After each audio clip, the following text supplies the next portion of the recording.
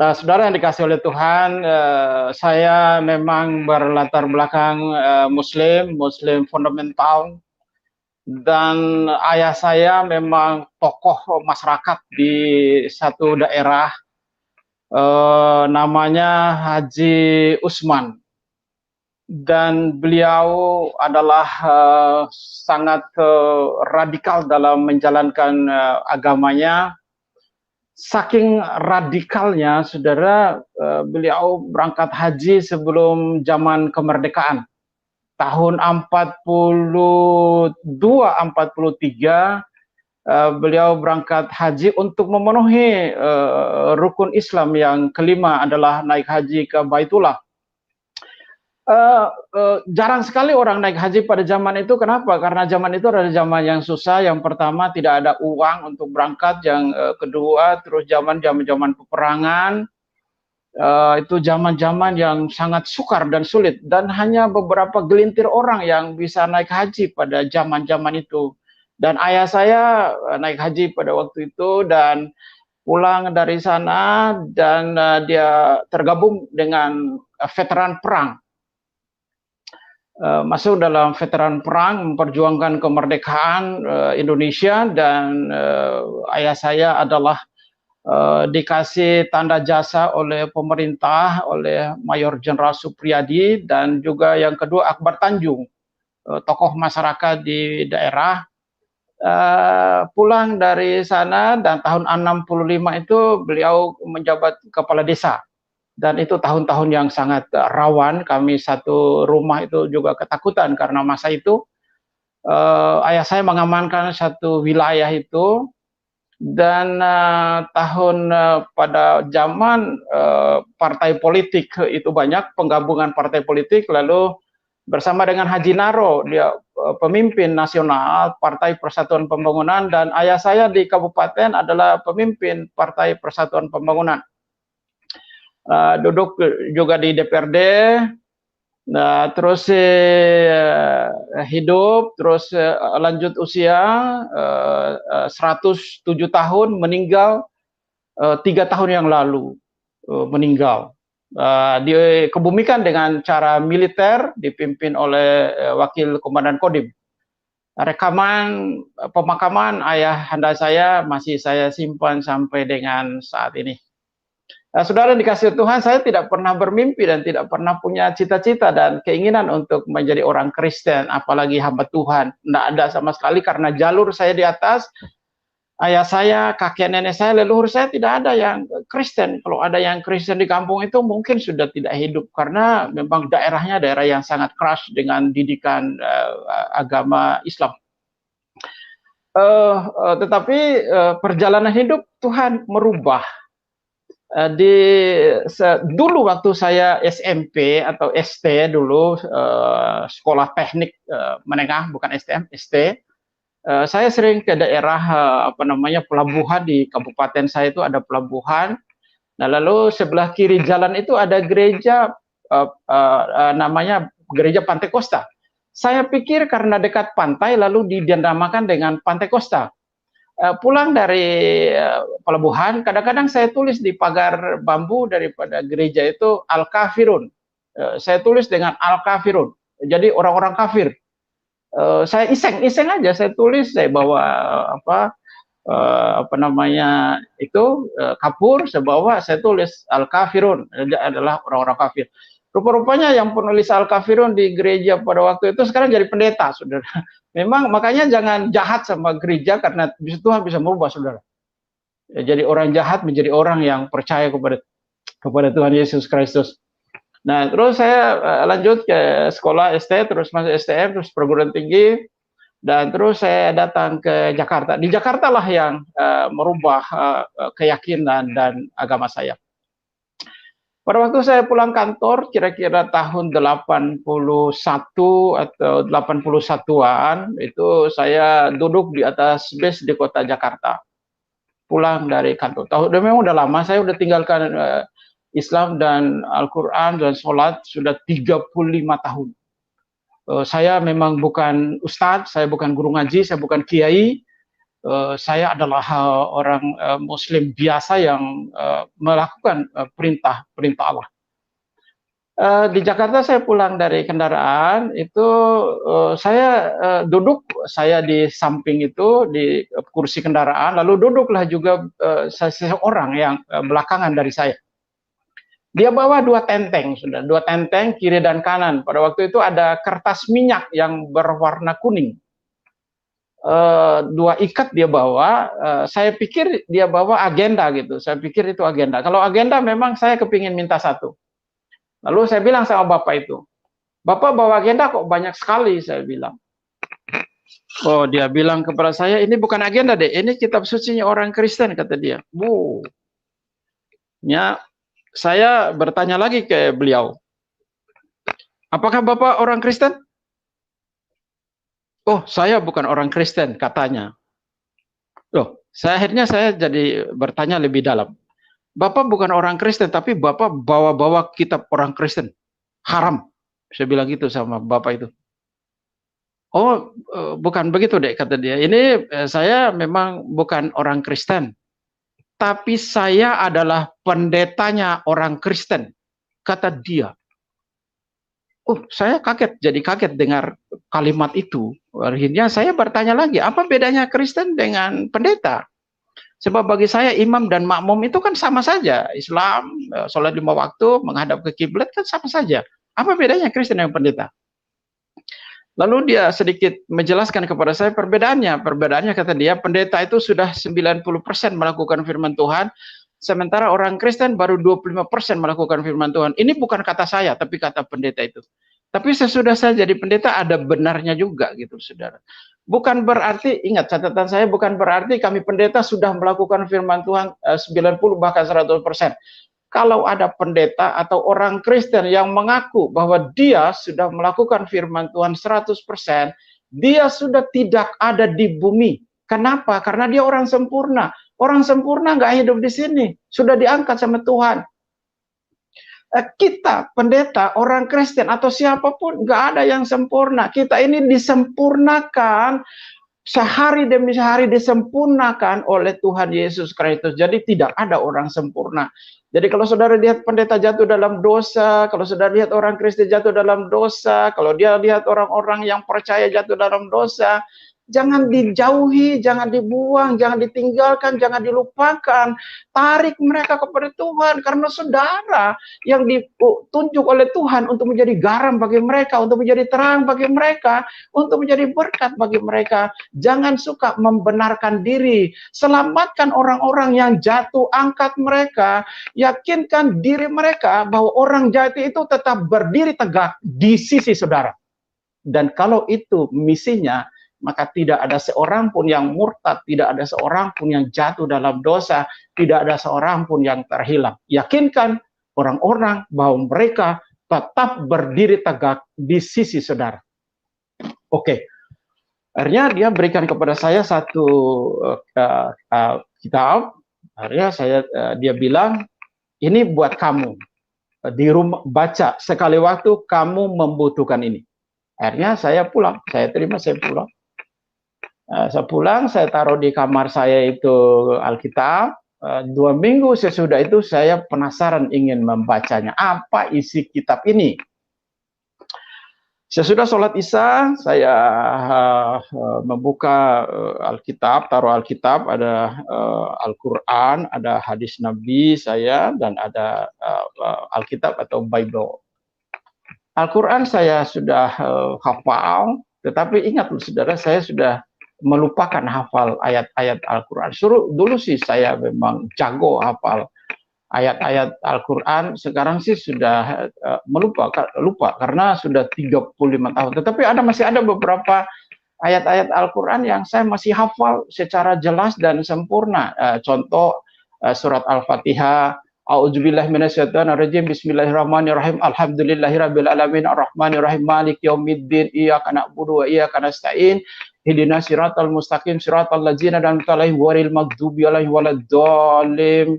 Surat An-Nas, surat terakhir dari surat Al-Quran, itu saya juga masih hafal. Bismillahirrahmanirrahim, Qul a'udzu birabbin nas, malikin nas, ilahin nas, min syarril waswasil khannas, allazi yuwaswisu fi sudurin nas minal jinnati wan nas. Ada lagi beberapa surat saya masih hafal. Memang sukar untuk melupakan hafalan-hafalan itu, saudara. Padahal saya sudah tidak menggunakannya sudah 35 tahun. Jadi memang susah. Saya pernah dilayani pelepasan supaya saya ingin dilepaskan dari ayat-ayat ini, tapi tidak bisa, tidak bisa. Sampai sekarang, saudara.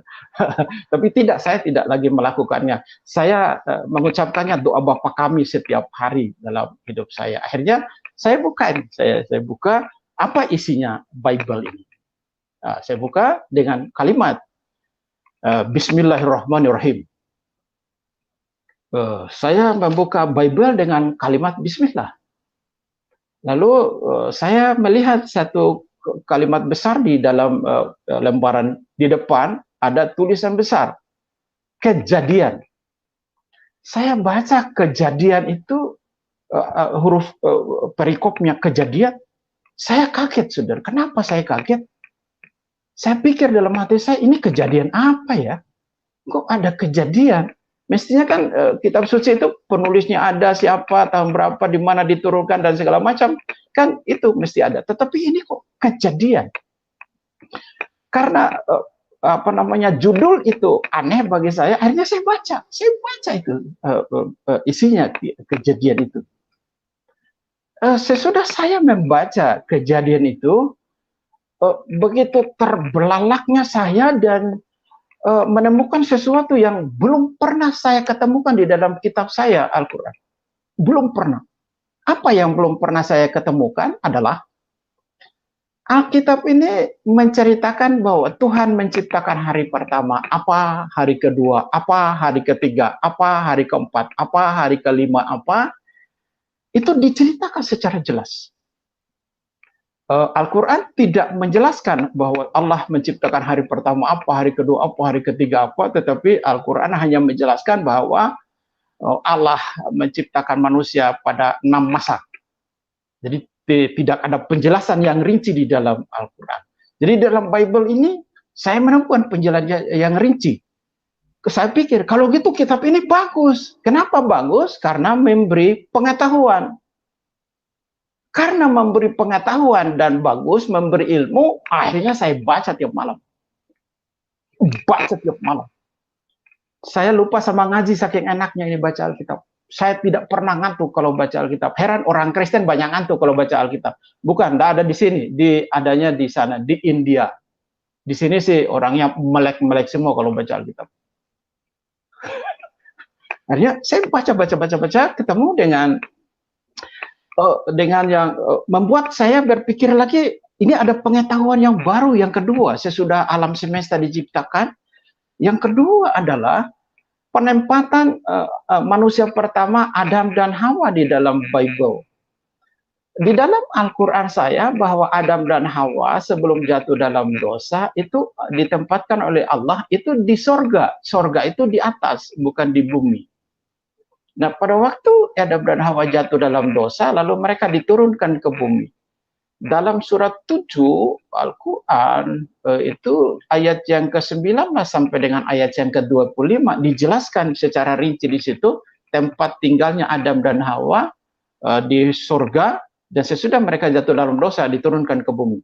Begitu saya membaca Alkitab, rupa-rupanya tempat tinggalnya Adam dan Hawa itu ada di Taman Eden. Dan itu bukan di sorga, tapi ada di bumi.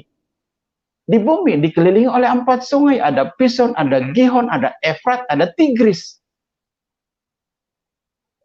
Ini kisah yang sama, Adam dan Hawa jatuh dalam dosa, makan buah, itu kisahnya sama nih. Tetapi tempatnya berbeda. Satu menceritakannya di sorga, satu menceritakan di bumi. Semakin penasaran saya membacanya.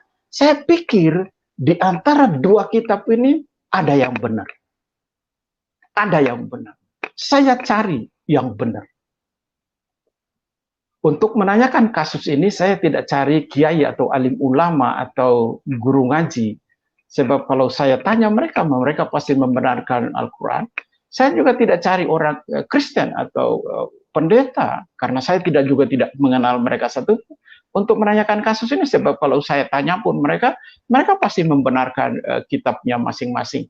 Dan dalam pandangan saya, akhirnya saya berdoa kepada Allah, ya Allah ya Rabb, berikan kepada hamba ini petunjuk, dan supaya hamba ini dapat membaca dan memberikan pengetahuan dan iman di dalamnya ada kebenaran.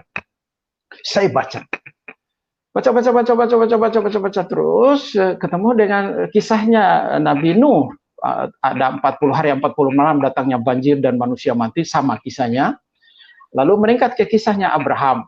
Abraham di dalam Bible pasal yang ke-22 ayat yang kedua itu bahwa Abraham mempersembahkan anaknya Ishak. Dijelaskan secara rinci di sana bahwa ambillah anakmu yang tunggal itu, yaitu Ishak. Namanya disebut secara rinci.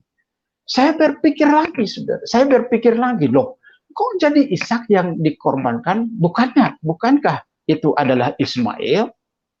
Akhirnya logika saya main, oh dua-duanya toh tidak jadi dikorbankan. Dua-duanya Ismail diganti dengan kibas atau kambing, dan Ishak diganti dengan domba. Saya baca terus menerus, ketemu dengan cerita-cerita nabi-nabi, Nabi Yusuf. Muncul lagi dengan kisahnya Musa sama, hampir sama dengan cerita Al-Quran dan Alkitab. Tapi yang saya maksud di dalamnya berbeda, bahwa perintah Tuhan di dalam Alkitab-kitabnya Nabi Musa yang disebut Taurat itu tidak ada satu ayat pun yang tertulis di dalam Al-Quran. Dalam rukun iman itu Al-Quran, Islam menganut yang ketiga itu adalah percaya kepada kitab-kitabnya Allah. Ada 4 kitabnya Allah. Satu, kitab Taurat yang diberikan kepada Musa. Yang kedua, kitab Zabur diberikan kepada Daud. Yang ketiga, kitab Isa yang diberikan kepada kitab Injil yang diberikan kepada Isa. Yang keempat, kitab Al-Quran diberikan kepada Nabi Muhammad. Hanya saya baca. Oke, kisah Musa selesai, saya baca lagi dengan Yosua, saya baca dengan Samuel, saya baca raja-raja, saya baca semua, saya baca, saudara. Saya baca, oh ini kisah merupakan sejarah para nabi. Akhirnya saya membaca kisahnya Nabi Ayub. Ini dalam penyelidikan sendiri, tidak ada yang menuntun, tidak ada yang memimpin, tidak ada yang membimbing, tidak ada yang mengatur. Ini dalam penyelidikan seorang diri, hanya bersama dengan Tuhan, ya Tuhanku dan ya Rabbku. Enggak ada yang lain, hanya sendiri, meminta petunjuk. Saya mempelajari. Akhirnya di dalam kitab Ayub, saya menemukan sesuatu yang ganjil. Al-Quran menyebutkan bahwa ayahnya Nabi Ayub adalah Esau. Esau adalah Ais dalam Al-Quran, atau Esau. Esau itu saudaranya Yakob, saudara kembar Yakob dan Esau. Dan Nabi Ayub di dalam Al-Quran adalah anaknya Esau. Sementara kalau saya lihat sejarahnya dalam ini lagi-lagi dalam penyelidikan sendiri, tidak tanya orang. Sejarahnya di dalam Alkitab bahwa Nabi Ayub ini sejaman atau sebelum Abraham ada, baru dia ada. Tetapi dalam Al-Quran itu adalah saudara kembarnya, ayahnya adalah saudara kembarnya Yakob yang bernama Esau. Saya tinggalkan. Saya lupakan. Kasus itu saya lupakan. Akhirnya saya simpan aja. Lalu masuk ke kitab Daud. Mazmur itu saya baca, saudara, kitab Mazmur itu 1 tahun. Saya bolak-balik 1 tahun. Saya bolak-balik aja kitab Daud. Waduh, itu kitab itu hebat, luar biasa. Dan lagi-lagi saya katakan kepada saudara bahwa kitab Daud, Nabi Daud, tidak ada satu ayat pun yang tertulis dalam Al-Quran. Enggak ada, tidak ada. Jadi Al-Quran atau sahabat kita Muslim hanya percaya dengan tiga kitab di luar Al-Quran adalah kitab Taurat, kitab Zabur, dan kitab Injil. Tapi isi daripada Taurat tidak ada, isi daripada Zabur tidak ada, isi daripada Injil itu tidak ada. Baca, ini begitu hebatnya ini Mazmur. Lalu saya baca lagi, ada kitab nabi-nabi di dalamnya, Yesaya, Yeremia, Yeskil, Daniel, Hosea, Yoel, Nahum, Obadya, Mika, Habakuk, Jefanya, Hagai, Yunus, Zakaria. Selesai perjanjian lama dalam masa 3 atau 4 tahun. Selesai. Ini sendiri, belum ada. Saya belum bertanya orang, saya tidak tanya orang, belum. Karena di dalam hati dan pikiran saya masih menemukan sesuatu kebenaran, sesuatu kebenaran. Makanya saya baca terus, saya selidiki terus. Ini masuk dalam perjanjian baru. Kitab Matius, mukjizat yang Yesus kerjakan itu hebat, hebat memang itu hebat. Mukjizatnya luar biasa. Saya membaca di Matius pasalnya yang ke-28 ayat yang ke-18, disebutkan di sana sebelum Isa atau Yesus Kristus naik ke surga, beliau berfirman. Dalam pasal Matius 28 ayat 18, kepadaku telah diberikan segala kuasa di surga dan di bumi. Perkataan Yesus Kristus ini diaminkan kembali oleh Nabi Muhammad yang lahir, yang ada 600 tahun sesudah Isa naik ke surga. Allah Ta'ala berfirman kepada hambanya Nabi Muhammad di dalam surat 3 Ali Imran 45, demikian, Isabnu wajhah fid dunia wal akhirah. Artinya, sesungguhnya Isa putra Maryam, dialah yang terbesar di dunia dan di akhirat.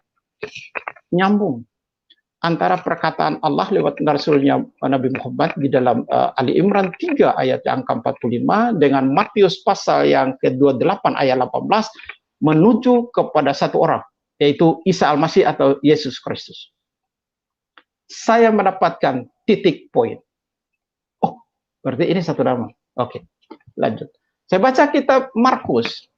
Oh, luar biasa juga. Saya baca kitab Lukas. Hebat. Lalu saya baca lagi kitab Yohanes. Kitab Yohanes telah membuka pemahaman saya tentang Yesus Kristus yang adalah Tuhan yang benar. Yang pertama saya baca. Ini masih sendiri, ini masih baca sendiri, masih menyelidiki sendiri. Belum ketemu dengan siapapun dan saya nggak mau cerita dengan siapapun. Saya hanya dengan Allah ya Rabb saya. Yohanes pasal 1 ayat yang pertama dan ayat yang kedua dan ketiga dijelaskan di situ. Pada mulanya adalah firman, firman itu bersama-sama dengan Allah dan firman itu adalah Allah. Segala sesuatu diciptakan oleh Dia, tanpa Dia tidak ada sesuatu pun yang diciptakan. Jadi Yesus di situ adalah firman dan ayatnya yang ke-14 berkata firman itu telah menjadi manusia. Kun fayakun, jadilah dia menjadi manusia. Kalimat dengan kalimat kun, hanya dengan kalimat kun oleh Allah Ta'ala maka jadi. Kun fayakun. Oh, rupanya ini yang disebut itu. Dan sebelum saya lanjut lagi membaca, saya buka lagi di dalam Al-Zukhruf surat 43 Al-Zukhruf 61. Saya combine dengan Yohanes 1 ayatnya yang pertama dan ayatnya yang kedua dan 14. Di dalam Al-Zukhruf 43 ayat yang ke-61, Allah Ta'ala berkata kepada hambanya Nabi Muhammad, sesungguhnya Isa itu memberikan pengetahuan kepada kamu tentang hari kiamat. Jangan kamu ragukan tentang kiamat itu, ikutlah aku dan inilah jalan yang lurus. Saya jadikan satu antara perkataan Yohanes pasal 1 ayat 1, 2 dan ayat 14 dengan Al-Quran 43 Al-Zukhruf 61. Kok Isa yang tahu hari kiamat? Kenapa bukan Nabi Adam? Kenapa bukan Nabi Ibrahim? Kenapa bukan Nabi Daud? Kenapa bukan Nabi Musa? Kenapa bukan nabi-nabi yang lain? Atau kenapa bukan nabi besar saya Nabi Muhammad? Karena beliau adalah nabi besar bagi umat Islam. Dan juga bagi saya pada waktu itu nabi besar. Nah, kenapa tidak diberikan kepada nabi saya nabi besar? Hal untuk mengetahui hari kiamat. Kenapa Isa? Kenapa hanya Isa yang tahu hari kiamat? Kenapa bukan nabi yang lain? Dari sinilah saya berpikir, oh rupanya Isa tahu hari kiamat. Kalau kita jadikan satu dengan Yohanes pasal 1 ayat 1 sampai dengan ayat yang ke-14, genaplah. Pada mulanya adalah firman, firman itu bersama-sama dengan Allah, dan firman itu adalah Allah. Tidak boleh nabi yang tahu hari kiamat. Nggak boleh nabi tahu hari kiamat. Yang tahu hari kiamat cuma Allah, nggak boleh manusia. Kalau nggak boleh manusia, tapi kenapa Isa Al-Masih tahu hari kiamat? Berarti mikir. Kita mikir, siapa Isa itu? Siapa Isa itu sehingga dia harus tahu hari kiamat? Nggak boleh nabi, saudara. Nabi besar aja tidak dikasih tahu, apalagi nabi biasa. Tapi kenapa Isa? Jadi mikir. Mikir saya, mikir juga saudara. Kenapa Isa yang tahu hari kiamat? Oh, saya menemukan sesuatu di dalam hati dan pikiran saya. Saya baca lagi di dalam Injil Yohanes pasal 14 ayatnya yang pertama sampai dengan ayatnya yang ke-6. Tuhan Yesus berkata Yesus Kristus berkata di sana, jangan gelisah hatimu, percayalah kepada Bapa dan juga percaya kepadaku. Di rumah Bapakku banyak tempat, kalau tidak aku tidak mengatakan kepadamu, sebab aku pergi ke sana untuk menyediakan tempat bagi engkau. Sesudah aku pergi, aku akan datang kembali menjemput kamu, supaya di mana aku berada, kamu pun berada. Ayat 6 berkata, akulah jalan dan kebenaran dan hidup, dan tidak ada seorang pun yang sampai kepada Bapa kalau tidak lewat aku. Saya menemukan lagi, ini yang saya cari. Dalam hati saya, ini yang saya cari. Kenapa ini yang saya cari? Saya adalah manusia berdosa. Saya memerlukan orang saleh, saya memerlukan orang suci, saya memerlukan seseorang untuk membawa saya ke surga. Kalau dia cuma dengan ibadah saya, iman saya, yang saya lakukan dalam hari-hari saya, rasa-rasanya saya nggak mungkin masuk surga. Di dalam cerita agama saya Islam, Nabi Adam saja satu dosanya cuman makan buah kuldi, dibuang ke bumi, dilempar, dikeluarin dari surga. Saya banyak dosanya mau masuk surga, mimpi kali. Dan saya menemukan ini, saya perlu ini. Dan inilah yang saya cari. Akhirnya saya menemukan lagi, baca lagi di dalam Kisah Para Rasul pasal 4 ayat yang ke-12. Jelas penulis Kisah Para Rasul itu berfirman di situ bahwa sebab di bawah kolong langit tidak ada nama lain yang diberikan kepada manusia yang olehnya bisa selamat kecuali Dia atau Yesus Kristus. Tidak ada nama lain di bawah kolong langit. Bukan hanya di Arab, bukan hanya di Israel, bukan hanya di Indonesia, bukan saja di Amerika, bukan saja di China, tapi di kolong langit tidak ada nama lain yang diberikan kepada manusia yang olehnya bisa selamat. Saya menemukan lagi. Saya belum tanya orang, dan saya nggak mau tanya orang. Biarkanlah saya bersama dengan Allah, Rabb saya, untuk berkomunikasi, membaca kitab suci, 2 kitab suci ini. Akhirnya saya baca kitab Roma. Kitab Roma pasalnya yang ke-14 ayat 8 dan 9, terlebih-lebih ayat 9. Itulah yang merubah iman saya. Roma pasal 14 ayat 9. Demikian kata Tuhan dan firman. Sebab Kristus Yesus mati supaya Dia menjadi Tuhan atas orang hidup dan Tuhan atas orang mati. Saudara, saya baca ayat itu, saya berpikir secara sederhana. Rupa-rupanya Yesus itu bukan saja Tuhannya orang Kristen dan Tuhannya orang Katolik, tetapi Yesus itu adalah Tuhannya orang hidup dan orang mati. Pikiran saya sederhana. Daripada tunggu mati baru percaya Yesus, lebih baik sekarang aja percaya Yesus Kristus dan Dialah Tuhan, daripada aku harus tunggu mati. Udah, saya masih menyelidikinya, saya kepinginnya sampai akhir, sampai tamat. Saya membaca kitab ini, saya baca terus.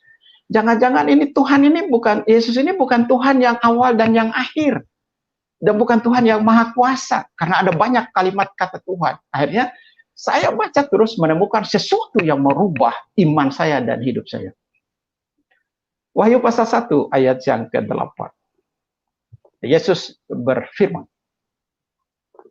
Akulah Alfa dan Omega, yang awal dan yang akhir, yang ada, yang akan datang, dan yang sudah ada, dan yang maha kuasa. Satu ayat lengkap. Kalimat Alfa dan Omega artinya tidak ada yang lebih awal dari Alfa, tidak ada yang lebih akhir dari Omega. Jadi kalau ada yang lebih awal dari Alfa, itu bikinan kamu. Kalau ada yang lebih akhir dari Omega, itu juga adalah kamu yang bikin. Sama dengan di Indonesia, kan ada huruf A, awal huruf adalah A, akhirnya adalah Z. Kalau ada huruf yang lebih awal dari A, itu kamu yang bikin. Kalau ada yang lebih akhir dari Z, itu bikinan kamu.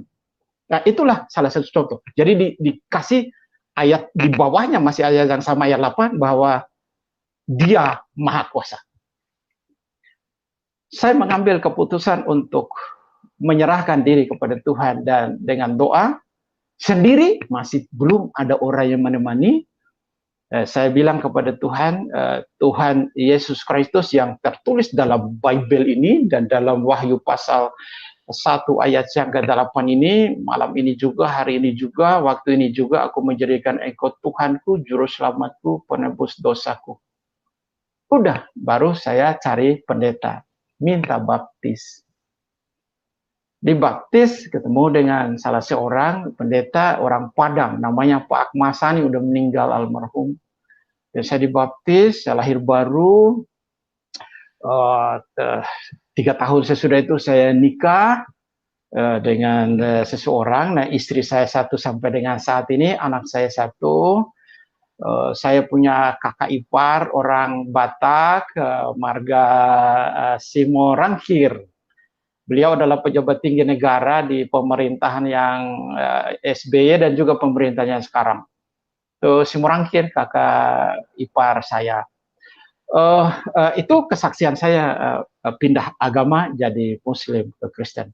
Nah, saya ada tambah 2 kesaksian yang saya ingin sampaikan kepada saudara. Satu waktu tahun 2000 saya diutus Tuhan untuk pelayanan ke negara bagian Victoria di Australia, kota Melbourne, bersama dengan seorang Pak Obed yang mengutus saya untuk melayani di Melbourne. Saya tinggal di kota Chadstone, lalu saya melayani di beberapa gereja. Di situ ada gereja IPC, Pendeta Agus. IPC adalah Indonesian Presenter. Saya juga pimpin kebaktian di GPIB. Saya juga pimpin kebaktian di beberapa gereja dan rumah tangga, dan kurang lebih 10 hari saya ada di Melbourne sampai saya jalan-jalan ke Phillips Island, lihat penguin. Menjelang saya kembali ke Indonesia, itu ada seminar Islamologi malam hari, dan saya akan besok akan kembali ke Jakarta. Undangan itu sangat banyak.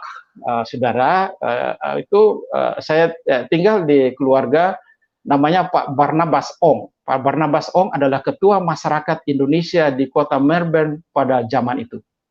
Nah, saya tinggal di situ. Lalu Pak Barnabas Ong karena ketua masyarakat Indonesia lalu undang bukan saja orang Kristen yang diundang, tapi juga orang Islam diundang sama beliau.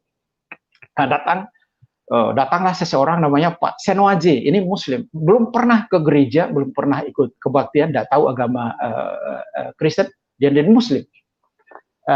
Dia menemui saya sebelum kebaktian, dia berkata kepada saya, Pak Pendeta, saya memang sengaja datang karena diundang, tapi begini ya Pak Pendeta, kata dia bilang begitu,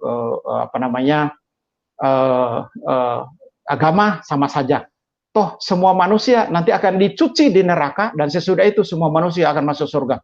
Saya jawab, kalau semua manusia akan masuk neraka dan pada akhirnya masuk ke surga, ngapain diutus nabi-nabi? Maka ngapain ada kitab suci? Ngapain berbuat baik? Ngapain ibadah? Ngapain doa?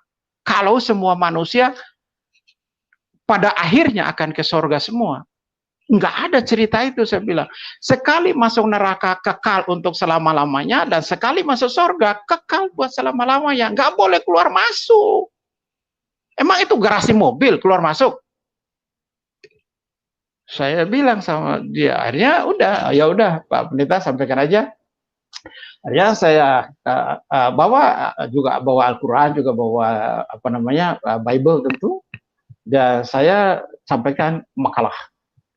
Oke, dia selalu angkat tangan, dia bertanya, Pak Pendeta saya nggak paham, coba kasih penjelasan. Oke, saya kasih penjelasan, selesai kebaktian, kami makan. Lagi makan itu saya kumpul di meja itu, ada Pak Barnabas dan banyak kawan-kawan di situ. Dia pamit kepada saya, dia bilang begini, Pak Senwaji ini, Pak Pendeta saya pamit, saya pulang dulu karena rumah saya dari sini kurang lebih 20 menit, jadi saya agak ada di pinggir kota, kata dia bilang. Ya sudah, kalau gitu pamit. Tapi ini gini Pak, nanti saya akan cari Bapak di Jakarta pada waktu saya ke Jakarta. Oke, saya bilang begitu. Nanti minta nomor HP saya, nomor telepon saya, nomor rumah saya di Pak Barnabas. Udah, selesai. Saya lagi enak-enak makan, kunyah makanan, itu saya mendengar suara secara audible. Itu berbicara di telinga saya, bukan di hati saya. Di telinga saya berbicara suara seperti suara manusia. Tetapi saya toleh, saya kiri kanan, kok Bapak ini agak jauh, tapi nggak mungkin dia bersuara di telinga saya. Suara itu begini, saudara. Suara itu berkata, tanyakan Senwaji itu kapan mau dibaptis. Saya sedikit tutup mata sebentar, akhirnya saya buru-buru ke tempat parkir, dia sudah ada di mobil. Saya bilang, Pak Senwaji kesini dulu sebentar, masuk lagi kembali ke rumah. Akhirnya udah dia masuk. Dia masuk, dia duduk di sebelah saya. Pak Senwaji begini, saya panggil Bapak karena ada pesan. Selama hidup saya, bahkan selama saya jadi pendeta, saya belum pernah mendengar suara seperti ini yang saya dengar saat ini, yang barusan ini. Belum pernah. Baik dulu maupun pada saat sebelum ini, saya belum pernah. Baru sekali ini saya mendengar ada suara seperti itu. Suara apa itu, Pak Pendeta, kata dia. Suara itu suruh tanya Bapak kapan mau dibaptis. Dia kaget, sudah. Dia kaget, terus dia sedikit kayaknya merem mata atau apalah segala macam gitu. Lalu dia buka mata, dia komat kamit.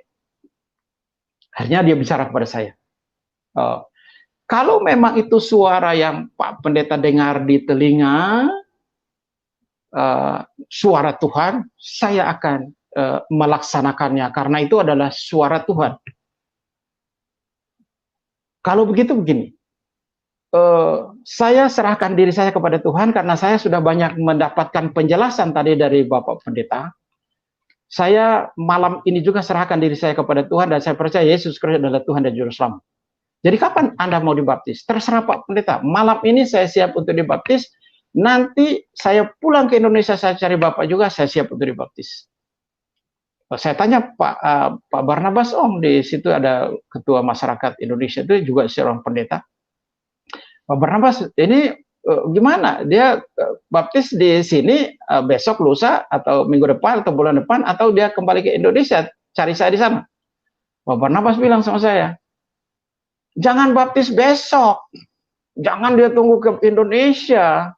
Kalau baptis besok dia udah berubah, banyak godaan, istrinya melarang, keluarganya melarang. Nanti banyak sekali godaannya, banyak sekali hambatannya. Kalau memang dia hari ini, malam ini juga dibaptis, kita baptis malam ini, kata dia. Akhirnya isi baptis, saya baptis itu malam.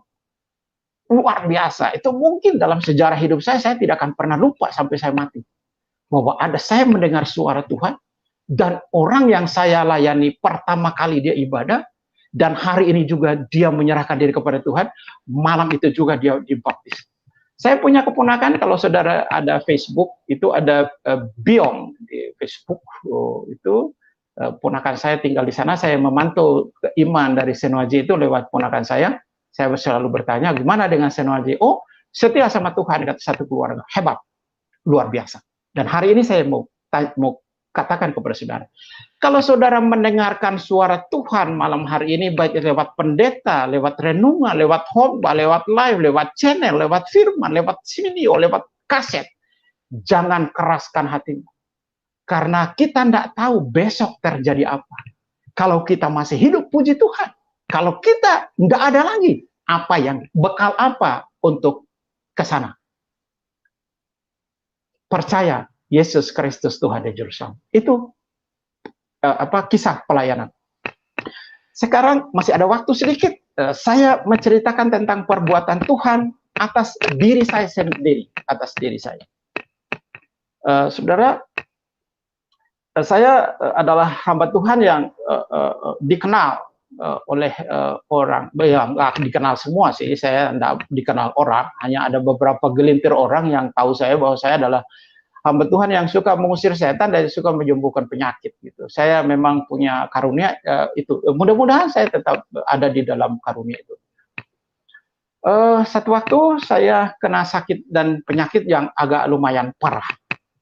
Alat tester saya membengkak, alat reproduksi itu membengkak.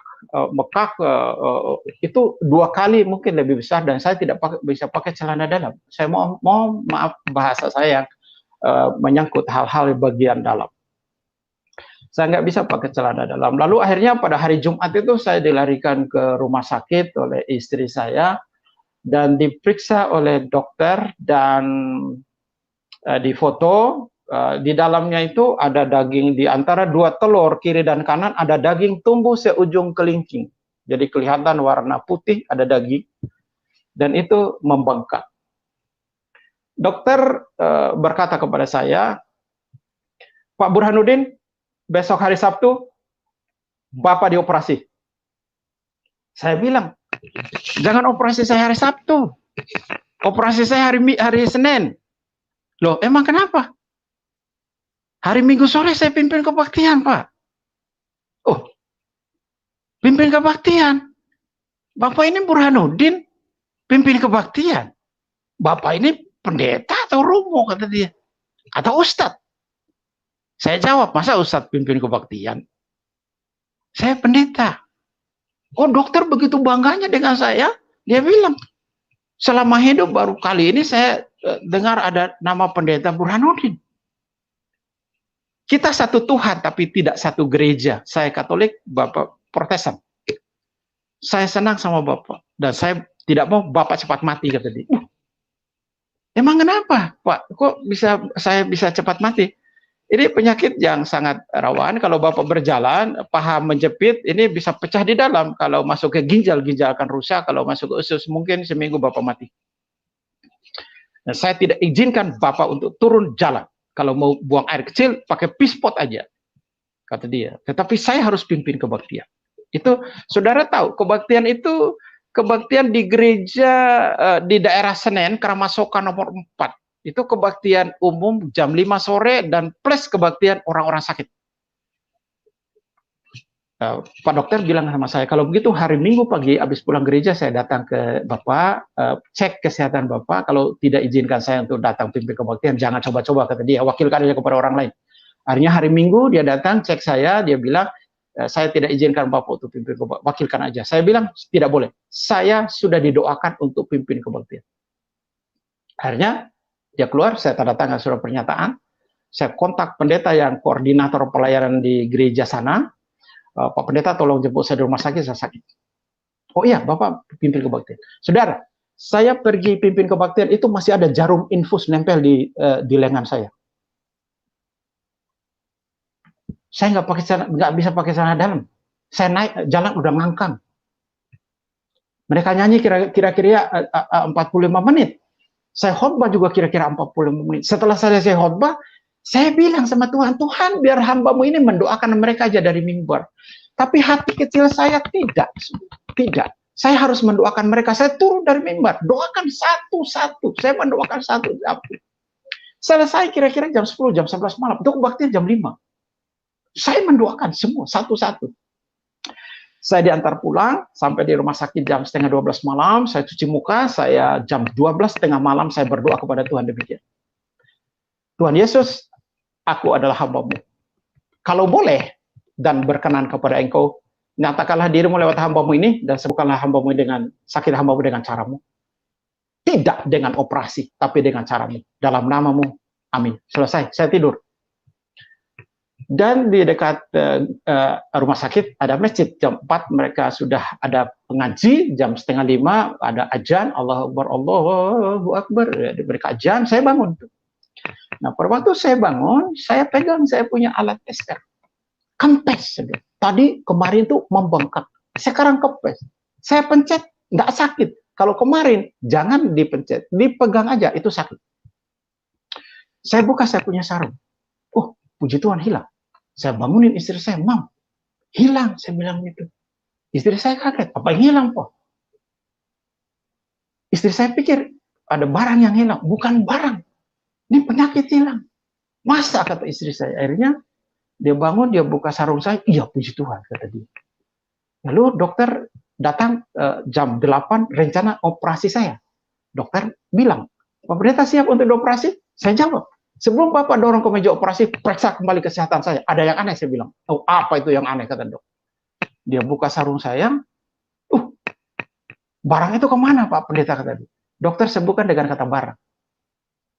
Saya difoto, jam 4 sore, dokter datang, dia bilang sama saya, Pak Pendeta, daging yang tumbuh itu sudah nggak ada. Jadi Bapak tidak jadi dioperasi. Bapak pulang aja, kata dia. Luar biasa, mukjizat Tuhan terus terjadi dalam kehidupan kita. Benar kata Alkitab. Tuhan Yesus tidak hanya sejauh doa. Berdoa aja sama Tuhan. Anda sakit, Tuhan sembuhkan. Anda punya beban, Tuhan melepaskan. Anda lemah, Tuhan menguatkan. Tetap setia kepada Yesus Kristus. Apapun yang terjadi, jangan tinggalkan Tuhan Yesus Kristus dalam hidup kita. Dia adalah Tuhan yang awal dan yang akhir. Dan dialah juru selamat kita, penebus dosa kita. Tuhan Yesus memberkati.